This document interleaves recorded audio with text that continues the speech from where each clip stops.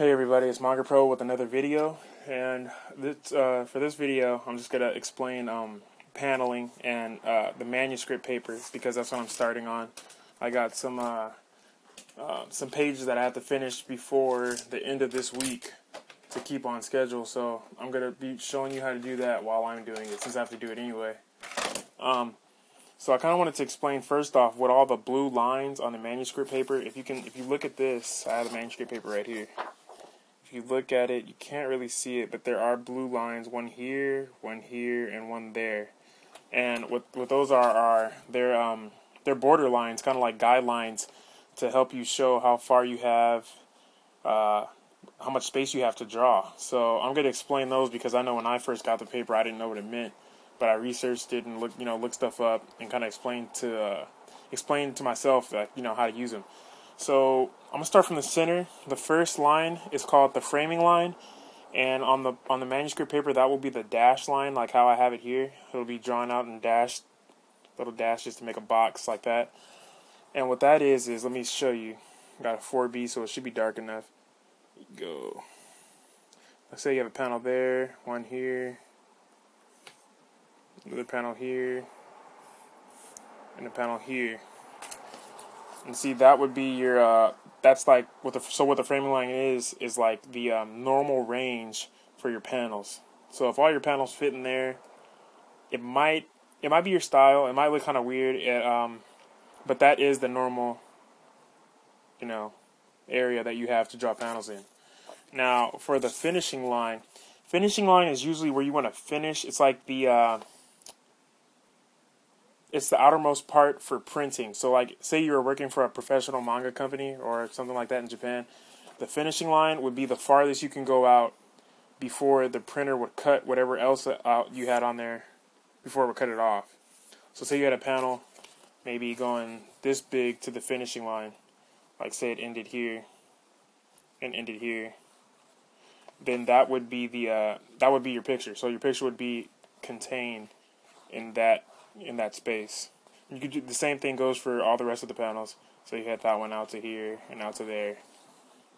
That's how it would be. And so it would cut your picture off from that point. And then the last line I want to explain is the cutoff line. And so the cutoff line, what that is, some manga artists like to go farther than the finishing line to get a dramatic effect, or to put like a lot of detail in a drawing, or like say like you had a character's face right here like that, and then you had his hair. This is a really bad drawing, but you had his hair like that, and it went off into the rest of the page or something like that. That would just it makes the character stand out more, and the cutoff line gives it that extra space it needs to capture that little bit of hair that the finishing line cut off. It wouldn't cut it completely off, but it would still have enough space to be shown into the finished manga. So that's what those are. Those are the lines. Those are the name of the lines and the functions of them.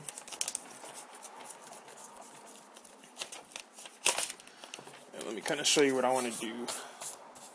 Hold on here.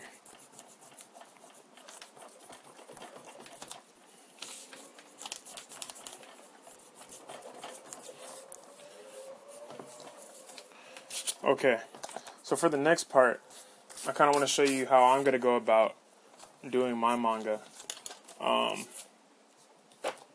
So, for example, hold on.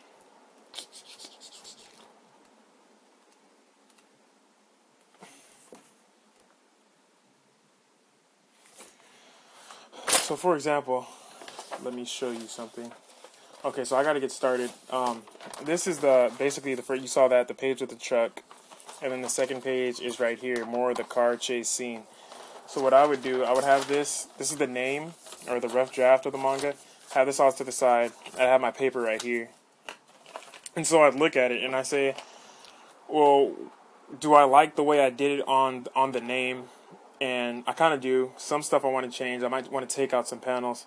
So you make sure, I'm using a dark pencils for the video, but make sure you use a really light pencil. I suggest like one of the H's. Like, actually go with an H. I'm gonna use H for mine. H is my favorite pencil. It's light. It's dark enough to see, so you can understand everything. You won't get lost.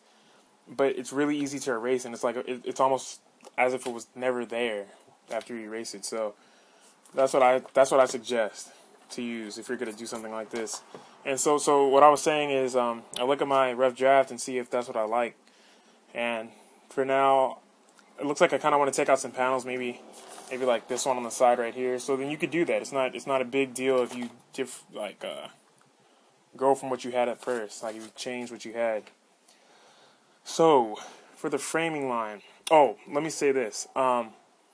Say this was the page that was going to show up on the right of the book, and then you would have another page on the left of the book.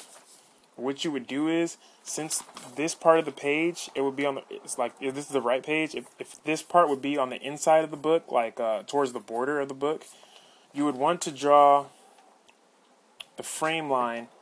You would want to stay within the frame line on the left side of the paper, right here. And what I mean by that is, anything you would draw would want to be, you would want to have it in here at the frame line. But if you wanted to go off to the side like this way, you can go to the finishing line or even the cutoff line. But just it would get cut off in the book. Like, this is just if you were publishing it like in a magazine or in an actual book. For the contest, I don't think it'll matter because we're gonna scan everything. But I'm just saying, if you had it in a book, you would want it to stay on this side of the line so it wouldn't get cut off. You could go to the finishing line too, but the border line is best. Let me see if I can find an example. It's not a good example. I'm trying to find a page where it kind of shows. This is an action manga. Oh, by the way, this is Raul Grad. This is the second one. I'm gonna be using this as a reference for my action scenes that I'm gonna do in chapter 3. So if you see anything that's kind of like similar, maybe like the speed lines or poses or something like that, then if you see this like a similar to mine and his, then that's why, because I'm using this, because he has really good action scenes. The bodies, the flow of the scene, everything is really good. So I think I found kind of what I want to show you. If you bend the book back and you see right here, you see this line, that right there, that's the border line or the framing line, and that's where he cut it off because he knew it was going to be in a book. So he drew the frame on the frame line, so that's where it would cut off. So he didn't want his picture to get cut off. But then if you look right here, that's where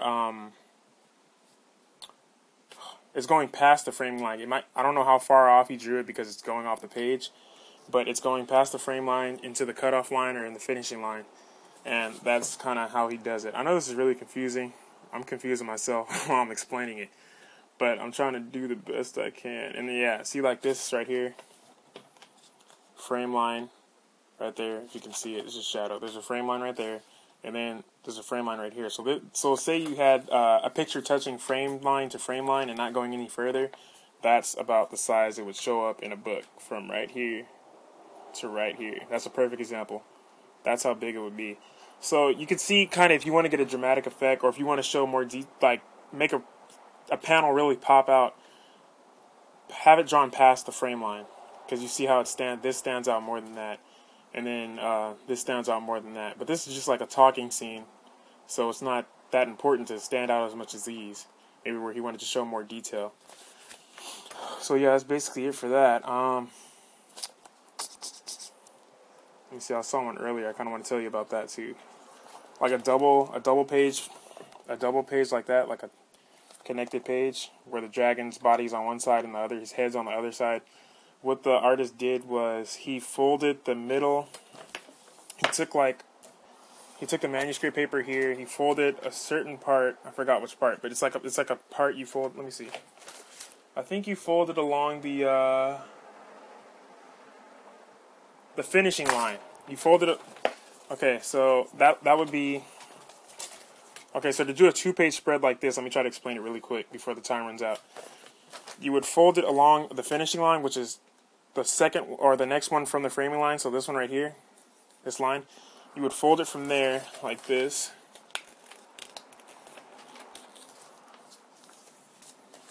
Have it like that, so then you have your finishing line folded off. And then you would do the same thing to another piece of paper. And then what you would do is tape the second piece of paper and this piece of paper right here along the finishing line, tape it, and then you can just draw, draw free from here to onto the next page. And that would be your, your double page, your 2-page spread, I guess what you call it. And yeah, so that's basically how you do that. And okay, so that's basically it. I just wanted to really explain those 3 lines, and hopefully I did that without being too confusing.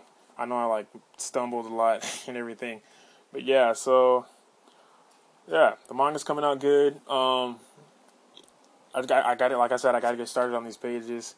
I'll try to have more videos up during this week, and so yeah, comment, rate, subscribe, and I'll get some more stuff out as soon as I can. But right now I gotta go, so I'll see you guys later. All right, bye.